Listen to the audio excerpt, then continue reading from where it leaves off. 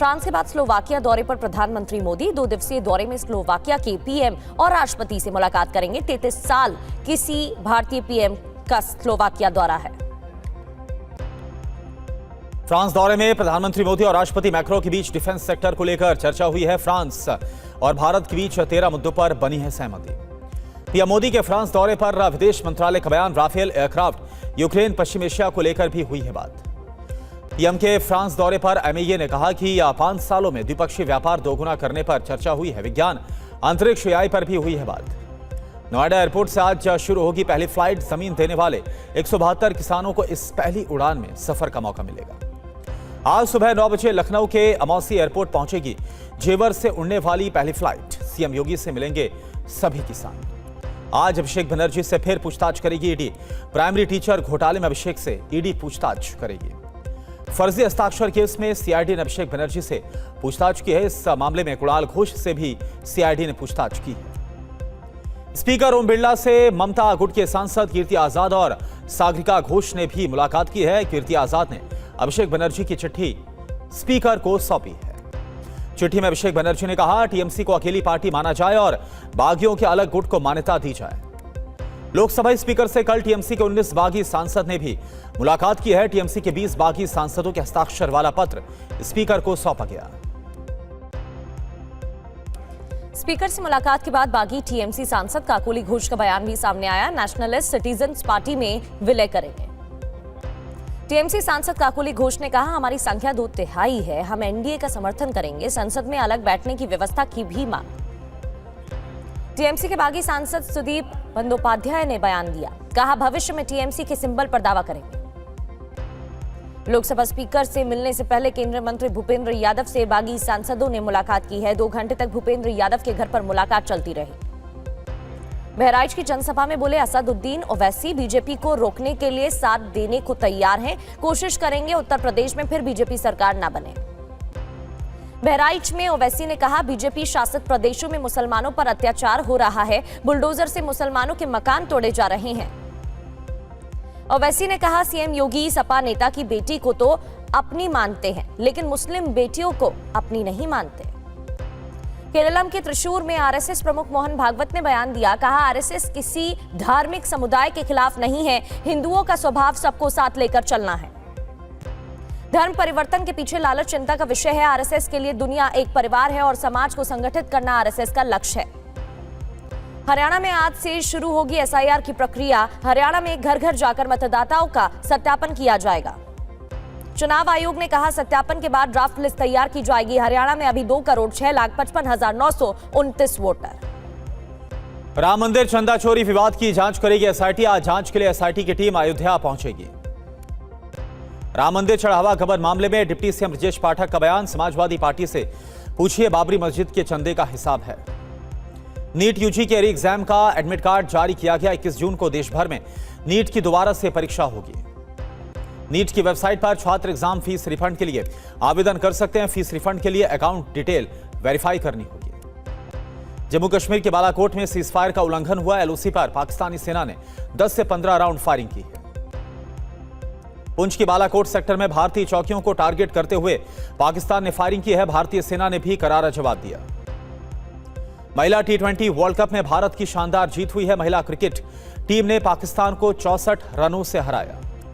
विश्व वृद्धजन दुर्व्यवहार जागरूकता दिवस पर सीएम योगी का संदेश लिखा, वृद्धजनों का सम्मान हमारी संस्कृति की पहचान है। बुजुर्गों को 1500 रुपए देगी सरकार। पश्चिम बंगाल के दार्जिलिंग में सुरक्षा बलों ने नेपाल बॉर्डर से एक बांग्लादेशी नागरिक को पकड़ा है। अवैध तरीके से भारत में घुसने की कर रहा था कोशिश।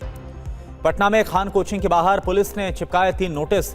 कोचिंग के 3 कर्मचारियों को पूछताछ के लिए बुलाया गया। यूपी के प्रयागराज में वाटरफॉल पर 2 पक्षों के बीच लाठी डंडे चले हैं। कपड़े धोने को लेकर विवाद की शुरुआत हुई थी। मारपीट का वीडियो अब वायरल।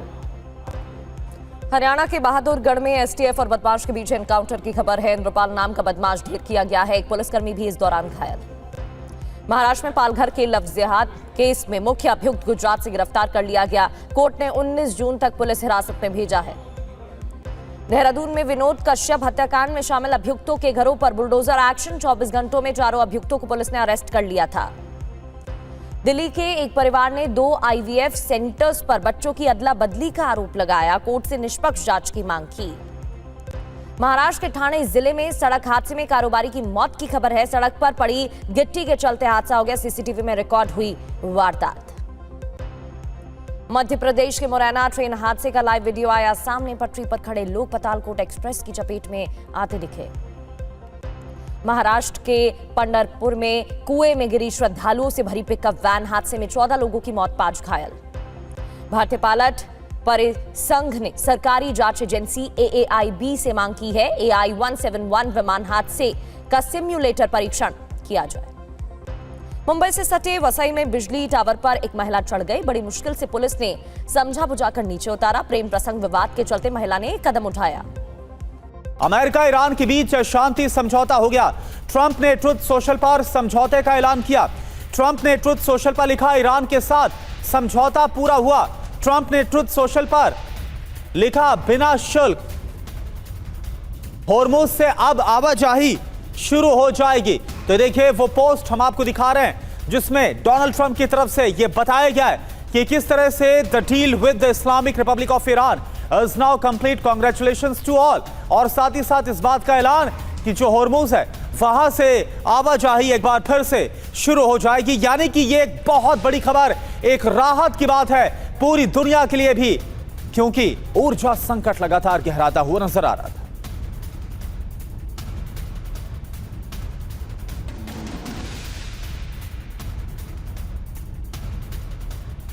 तो ईरान से समझौते पर डोनाल्ड ट्रंप का एक और पोस्ट सामने आया है। समझौते से पूरे इलाके में शांति होगी, ये डोनाल्ड ट्रंप की तरफ से कहा गया है। पहले के सभी राष्ट्रपति समझौते में नाकाम रहे, ये बड़ी बात है। ये देखिए, ये वही पोस्ट है जहां डोनाल्ड ट्रंप की तरफ से शांति की बात भी कही जा रही है और ये भी कहा जा रहा है कि पहले के सभी राष्ट्रपति समझौते में नाकाम साबित रहे। हमने ईरान के साथ पीस डील की है। समझौते पर साइन के बाद बारूदी सुरंग हटेगी। स्ट्रेट ऑफ हॉर्मुज से फिर आवाजाही शुरू होगी। तो बड़ी अहम खबरें टीवी स्क्रीन पर आपके सामने होंगी। ईरान से समझौते पर डोनाल्ड ट्रंप के पोस्ट सामने आए हैं। इन पोस्ट में उन्होंने समझौते की जानकारी दी है, शांति बहाल होगी और पहले के सभी राष्ट्रपति समझौते में नाकाम रहे हैं, ये भी उनकी तरफ से इस पोस्ट में लिखा गया है। ये देखिए, बिना शुल्क स्ट्रेट ऑफ हॉर्मुज खोलने का ऐलान, यूएस नाकेबंदी तुरंत हटेगी, ये भी डोनाल्ड ट्रंप की तरफ से बताया गया है। और देखिए एक और बड़ी खबर है, इसको लेकर व्हाइट हाउस से भी ट्रंप का पोस्ट शेयर किया गया। ईरान के साथ समझौते पर बधाई दी गई है। तो व्हाइट हाउस की तरफ से भी डोनाल्ड ट्रंप का जो ट्रुथ पर पोस्ट है उसको शेयर किया गया। और देखिए इस पोस्ट में एक और खास बात आपको नजर आएगी कि अमेरिका की तरफ से कहा गया है कि immediate removal of United States naval blockade, यानी कि जो यूएस नेवी का ब्लॉकहेड था ईरान के आसपास स्ट्रेट ऑफ हॉर्मुज पर, वो भी तुरंत खत्म होगा, उसको हटाया जाएगा। वहीं अमेरिकी उपराष्ट्रपति जेडी वेंस ने बयान दिया है। जिनेवा जाने की योजना बना रहे हैं जेडी वेंस। राष्ट्रपति डोनाल्ड ट्रंप के भी शामिल होने की संभावना है। पीस डील में इजराइल भी शामिल है और डील से मिडिल ईस्ट को फायदा होगा। डील से 50 साल में मिडिल ईस्ट बदल जाएगा, ये जेडी वेंस की तरफ से कहा गया है। इस डील के बाद 50 साल में मिडिल ईस्ट में बदलाव देखने को मिलेगा। और ईरान की तरफ से भी खबर आ रही है, जिनेवा जाएंगे ईरान के विदेश मंत्री अब्बास अरागची। बाखिर कालिबाफ भी, जो कि ईरानी संसद के स्पीकर है, वो भी जाएंगे जिनेवा। अमेरिका के साथ एमओयू पर आखिरकार हस्ताक्षर होगा और इस हस्ताक्षर के बाद जो ये डील है वो आधिकारिक तौर पर मुकम्मल हो जाएगी। तो खबर यह है कि अब बहुत जल्द ही जिनेवा, जेडी वेंस की तरफ से भी कहा गया, इधर ईरान की तरफ से भी ऐलान किया गया है कि जिनेवा अब पहुंचेंगे उसके नेता। वहीं अमेरिका ईरान डील पर शहबाज शरीफ ने भी बयान दिया है। दोनों पक्ष सैन्य कार्रवाई रोकने पर सहमत हुए हैं। लेबनान के खिलाफ भी सैन्य कार्रवाई रुकेगी। लंबी बातचीत के बाद यूएस ईरान में डील हुई है। ये पाकिस्तान के पीएम शहबाज शरीफ का बयान।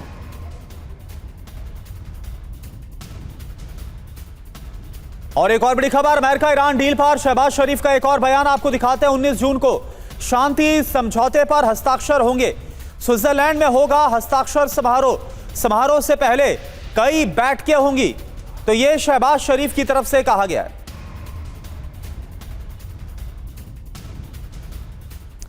तो आप देखिए शहबाज शरीफ की तरफ से भी जो कहा गया है और बताया गया 19 जून की तारीख यानी आज 15 जून है और आज से 4 दिन के बाद 19 जून को शांति समझौते पर हस्ताक्षर हो जाएंगे अमेरिका और ईरान के बीच। जो एमओयू पर यानी जो समझौता है अभी फिलहाल जो हुआ है इस पर अब साइन होना बाकी है।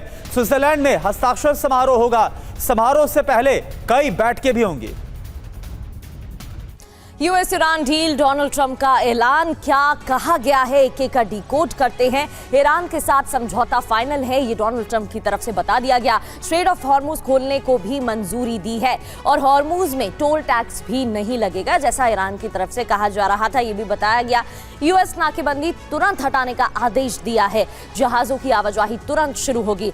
अब बड़ी बातें क्या हैं? समझौते पर 19 जून को हस्ताक्षर होना है यानी कि फ्राइडे को स्विट्जरलैंड में होगा हस्ताक्षर समारोह। अब मायने क्या है इस बयान के? क्या बताने की कोशिश? हॉर्मुज से आवाजाही शुरू होगी, इसका असर होगा। अमेरिकी नाकाबंदी खत्म होगी, तेल गैस सप्लाई का संकट खत्म होगा और मिडिल ईस्ट में जारी तनाव भी घटेगा। इधर पश्चिम एशिया में शांति की उम्मीद भी मजबूत होती दिख रही है। तो देखिए, ये वाकई में अच्छी बात है। पूरी दुनिया के लिए खुशखबरी है कि आखिरकार जिस शांति का इंतजार था वो शांति कायम होगी। लेकिन क्या वाकई में 100% ऐसा हो पाएगा? रुख करते हैं मनीष भाई, एक बात बताइए। ये बहुत अच्छी बात है, पूरी दुनिया को इंतजार था, इसके मायने हमने समझा दिए, लेकिन लगातार जो इफ एंड बट्स अभी भी नजर आ रहे हैं इस समझौते में, वो कई सवाल खड़े करते हैं। बिल्कुल, देखिए बहुत सारी बातें अभी साफ होनी बाकी है। वो इसलिए भी क्योंकि ना तो प्रेसिडेंट ट्रंप ने, ना व्हाइट हाउस ने और ना ही ईरान के सुप्रीम नेशनल सिक्योरिटी काउंसिल ने ये बताया है कि जो एमओयू साइन होगा उसकी क्या शर्तें होंगी। आधिकारिक तौर पर कोई जानकारी नहीं है, बल्कि जब इसका ऐलान ईरान के विदेश उपमंत्री कर रहे थे तो उन्होंने साथ में ये भी कहा कि अमेरिका की तरफ से $12 बिलियन दिए जाएंगे, जिसके बारे में अमेरिका ने कहा है कि ऐसी कोई बात तो हुई नहीं है। तो कुल मिलाकर लगता है कि बहुत सारा कंफ्यूजन है। हाँ, इन सब के बीच अभी तक केवल एक बात साफ है कि जेनेवा में दोनों डेलीगेशन पहुंच रहे हैं। यानी जो डेलीगेशन पहले इस्लामाबाद पहुंचते थे उनको लगा कि इस्लामाबाद बहुत दूर है या फिर इस्लामाबाद बहुत सुरक्षित नहीं है, उन्होंने स्विट्जरलैंड पहुंचने का तय किया। तो जेनेवा में वो पहुंच रहे हैं, 19 तारीख को पहुंचेंगे और उस दिन फिर एक एमओयू पर साइन होगा। अब यहाँ पर 4 दिन तो पहले बचते हैं 19 तारीख में। देखिए इस 4 दिन में क्या कुछ होता है, क्योंकि जैसे जैसे ये बात साफ होती जा रही है कि एमओयू में कुछ है या नहीं, वैसे वैसे ही और ज़्यादा अंतर्विरोध भी सामने आता है दोनों पक्षों की तरफ से। ईरान ये मानकर चल रहा है कि डील साइन होने से पहले अमेरिका की तरफ से ईरान के कुछ एसेट्स को डिफ्रीज किया जाएगा, कम से कम $10 बिलियन से ज़्यादा। अगर अमेरिका ने ऐसा नहीं किया तो हो सकता है एमओयू ना साइन हो। दूसरी बात यह है कि ईरान ये मानकर चल रहा है कि इजराइल भी ये सारी शर्तें मानेगा और लेबनान से वो खाली करेगा। मुझे नहीं लगता है कि इजराइल इस शर्त को मानेगा, तो ट्रंप उनको कैसे मनाएंगे? आज तो चलिए ट्रंप का बर्थडे है, हो सकता है पूर्णिमा नाथ जी भी ट्रंप के बर्थडे के लिए कुछ प्लान की हों, लेकिन अमेरिका ने फिलहाल प्लान किया है और प्लान यही है कि एक इवेंट तैयार किया गया है कि एक केक कटिंग समारोह जो है वो जेनेवा में होगा। आगे वो कितना इफेक्टिव होगा ये देखने वाली बात है, लेकिन हम हर भारतवासी इस बात से खुश हैं कि अगर स्ट्रेट ऑफ हॉर्मुज खुल जाए, हमारे जहाज आ जाए, हमारे भारतीय जहाज कर्पिंग पर अटैक ना हो, तो बाकी वो दोनों आपस में सड़ भिराते रहे, हमें कोई दिक्कत नहीं है। बिल्कुल बिल्कुल मनीष, क्योंकि मिडिल ईस्ट में तनाव भी कम होगा और अलग अलग देशों को राहत भी मिलेगी। पूर्णिमा नाथ जी, कौन जीता कौन हारा, क्या इस पर बात करना ठीक रहेगा? क्योंकि कई ऑब्जेक्टिव्स अमेरिका के भी थे, ईरान के भी थे। अमेरिका शुरू से नहीं चाह रहा था कि परमाणु हथियार ईरान के पास हो। ईरान झुकने को राजी नहीं है। 14 सूत्रीय पॉइंट्स ईरान की तरफ से रखे गए हैं, लेकिन क्या दोनों की तरफ से इन पॉइंट्स पर सहमति बन गई है? यह अभी तक पूरी तरह से क्लियर नहीं। Thank you so much for having me. नमस्ते, जय हिंद। आपने क्वेश्चन पूछा कौन जीता कौन हारा। पहले दिन से, युद्ध के पहले दिन से मैं एक चीज़ बोल रही हूँ कि अगर प्रेसिडेंट ट्रंप और यूनाइटेड स्टेट्स जीत जाते, उसी समय में वो बुरिया बिस्तर उठा के वहाँ से निकल जाना चाहिए था। ट्रंप को एक ऑफ रैंप चाहिए था और वो मिल नहीं रहा था कि काफ़ी अपॉर्चुनिटी मिलने के बाद भी उन्होंने वो डिसीजन नहीं लिया था। आज ये उन्होंने एक विन की तरीका से आपको दिखाने वाले हैं, लेकिन at the end of the day we also have to understand कोई जीते और कोई हारे उसमें कोई फ़र्क नहीं पड़ता। कौन नैरेटिव बना के किसको वो नैरेटिव आप खिलाएंगे उसके ऊपर डिपेंड करता है। वो this is the same methods basically. Vote आपका काउंट होगा कि नहीं वो डिपेंड नहीं, वेदर यू वोटेड और नॉट डजंट रियली मैटर। जो काउंट करने वाले हैं वो उसके ऊपर हाथ में है आपका वोट काउंट करा जाएगा कि नहीं जाएगा। So in this particular case Trump तो पहले दिन से कह रहे कि ही वन। तो ईरान की जो सिचुएशन है उनको तो हमेशा बोलते जा रहे कि they don't have a navy, they don't have a air force, वो तो लिटरली खत्म हो चुके हैं। तो अगर वो खत्म हो चुके हैं तो हॉर्मुज जो पहले खुला हुआ था बंद कैसे हो चुका था? सेकेंड ऑफ ऑल, अमेरिका होता कौन है मिडिल ईस्ट में जाके हॉर्मुज को बंद करने वाले? अब मुझे बताइए यहाँ पे अगर वही बात हो चुकी है ना, American media is the highest and most and largest weapon they have. The western media nexus जो उनके पास है वो ही बात लोगों को बताया जाएगा। अभी तो उनके पास पोजिशनल पावर भी है, तो वो उसके हिसाब से आप लिटरली ट्रूथ सोशल जो है उनका, that's not a US government official channel, लेकिन वहां से जो पोस्ट निकालते हैं उससे हेडलाइन बनती है because of his position. So at this point of time, American media, American social companies are one who's actually making the headlines. So Iran अगर जीत भी जाएगा उसको कोई कहा नहीं जाएगा ईरान जीत रहे। मेरे हिसाब से, मेरे एनालिसिस में ईरान जीत चुके हैं। कब का जीत चुका है, बैठा हुआ है वो हॉर्मुज पे लिटरली हार्ट पे कब्जा करके बैठा हुआ है। आज जो डील लगा के रखे हैं, जो डील के बारे में उथल पुथल हो रहा है दुनिया में, आप मुझे बताइए, हॉर्मुज तो पहले खुला था, अब वो बंद करके अभी खोल के अभी बोल क्रेडिट ले रहे खोलने के लिए। जो ईरान की न्यूक्लियर वेपन की बात करो तो वो तो पहले बना ही नहीं रहा था। Not a single institution in international institution confirmed it. तो एक्चुअली जीत किसका हुई है यहाँ पे? हमें अमेरिकन मीडिया और वेस्टर्न मीडिया के बारे में सोचना चाहिए। पूर्णिमा नाथ जी, पहले खुद डोनाल्ड ट्रंप ने हालात बनाए, हमला किया, और उसके बाद जिस मकसद के साथ हमला किया, क्या वो मकसद पूरा हो पाया? और अब ईरान के साथ बातचीत हो गई है तो खुद को सबसे बेहतरीन राष्ट्रपति के तौर पर दिखाने की कोशिश कर रहे हैं। इन सब पर बात करेंगे, लेकिन एक और बड़ी खबर का रुख कर रहे हैं। ईरान ने भी अमेरिका से समझौते का ऐलान कर दिया है। ईरान के विदेश मंत्री कासिम गरीबाबादी का ऐलान, अमेरिका से समझौता फाइनल। समझौते पर शुक्रवार को साइन होंगे। कूटनीति और ईरान की दृढ़ता से यह डील संभव हो पाई है, यह ईरान की तरफ से कहा गया। अमेरिका से डील पर ईरान का बयान भी सामने आया है। हमने दुश्मन पर श्रेष्ठता साबित की है। सुप्रीम नेशनल सिक्योरिटी काउंसिल ने यह बयान जारी किया है। ईरान की जनता के नाम यह बयान जारी किया गया है।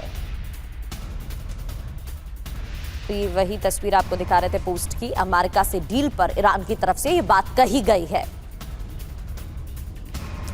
यूएस ईरान में 14 पॉइंट्स पर सहमति बनी है। ईरान के पास से अमेरिकी सेना हटेगी, ईरान ये चाहता था। इसके अलावा ईरान के पुनः निर्माण के लिए योजना बनेगी, ईरान ये भी चाहता था। 300 अरब डॉलर के पुनः निर्माण की योजना बनेगी, ईरान की तरफ से लगातार ये मांग थी, इस पर भी सहमति बनी है।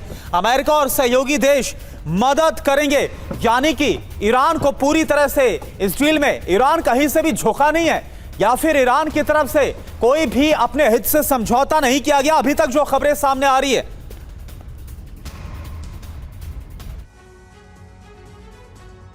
तो अमेरिका ईरान के बीच 14 पॉइंट्स पर जो समझौता हुआ वो आप देखिए। ईरान के खिलाफ तत्काल युद्ध विराम, स्थायी रूप से युद्ध रोकने पर सहमति, यानी कि परमानेंट सीज फायर। लेबनान सहित तमाम जो मोर्चे हैं इस पर भी युद्ध खत्म हो जाएगा, जो चाहता था ईरान। नाकाबंदी और सैन्य वापसी जल्द हो जाएगी, ब्लॉकेड खत्म होगा। 30 दिनों में हॉर्मुज स्ट्रेट अमेरिका पूरी तरह से खोल देगा। यूएस तेल बिक्री पर लगे प्रतिबंध निलंबित भी करेंगे। 60 दिन के भीतर परमाणु समस्या पर समझौता होगा। अभी इसके लिए फिलहाल 60 दिन का जो टाइम फ्रेम है वो रखा गया है। ईरान संधि के विरुद्ध यूरेनियम का इस्तेमाल ना करे यह तय किया गया है। आर्थिक पुनर्निर्माण योजना में यूरेनियम का जो इस्तेमाल है वो, और ईरान बोलता ही रहा है कि उसका मकसद परमाणु हथियार बनाना नहीं है, बल्कि उसका मकसद है परमाणु कार्यक्रम के जरिए जो विकास है उसको आगे बढ़ाना। ईरान के आंतरिक मामलों में यूएस हस्तक्षेप ना करे। अंतिम समझौते पर यूएन सुरक्षा परिषद की मुहर। और हमारे साथ संजय सोई सर भी। संजय सोई सर, ऐसा क्यों लग रहा है? देखिए, अभी पूरी तरह से हर एक बात आनी बाकी है, लेकिन अभी तक जो कुछ भी छन छन कर खबरें सामने आई हैं, ऐसा क्यों लग रहा है कि ये अमेरिका ईरान डील से ज्यादा एक तरीके से ईरान की जीत का ऐलान है, क्योंकि ईरान ने कोई कॉम्प्रोमाइज नहीं किया है अपनी शर्तों के साथ? नहीं, इसमें कोई शक नहीं है करुणा कि जिस प्रकार से बातें निकल के आ रही हैं, अभी एक MOU की बात हुई है कि पीस डील पे बात होगी 19 तारीख को। हाँ। और मैं 2-3 बातें और मैं थोड़ा कहना चाहूंगा। देखिए, ट्रंप साहब का जब भी बयान आता है, एक पॉलिटिकल बयान भी देते हैं वो, कि अभी तक किसी राष्ट्रपति ने ऐसा नहीं किया जो मैं कर रहा हूं। मतलब जो पहले वाले राष्ट्रपति थे उन्होंने कोई काम नहीं किया अमेरिका के लिए, यही पहले राष्ट्रपति हैं जो कुछ काम कर रहे हैं। तो ये कहीं ना कहीं पॉलिटिकल मैसेजिंग भी, लेकिन उसमें पूरी तरह से फेल हो रहे हैं। दूसरी बात, जैसा आप जीत हार वाली बात कर रहे हैं, बैटल ऑफ परसेप्शन में तो ईरान जरूर जीत रहा है, इसमें कोई शक नहीं है, क्योंकि ईरान के सर्वाइवल का सवाल था। अमेरिका और इसराइल के जो मिलिट्री ऑब्जेक्टिव थे उनमें से कोई भी पूरा नहीं हुआ। जैसे पूर्णिमा जी भी बताते कि जिस तरह से लड़ाई शुरू की वो वहीं की वहीं पड़ी हुई है। स्ट्रेट ऑफ हॉर्मुज तो बाद में बना, उसको खोलने के ऊपर मुख्य मुद्दा आ गया। लेकिन एक बात मैं कहूंगा कि पूरी दुनिया इस घोषणा का स्वागत कर रही है। देखिए, ब्रेंट क्रूड की प्राइस 84, अभी मैं चेक कर रहा था, $84 से नीचे आ गई है, जो 110 एक महीने पहले $110 थी। यानी कि एक शेयर मार्केट जंप होगा, तेल की कीमत नीचे होगी। दुनिया में कहीं ना कहीं एक पॉजिटिव मैसेज जा रहा है। और मैं भी ये समझता हूँ कि बातचीत करें, अभी कुछ ना कुछ तो निकलेगा हल, एक पॉइंट पे भी चाहे हल और निकले। बचे हुए हैं संजय सोई सर, और देखना होगा 19 तारीख से पहले कुछ ऐसा ना हो जाए जिसके बाद फिर से जो हालात हैं वो खराब होते हुए नजर आए।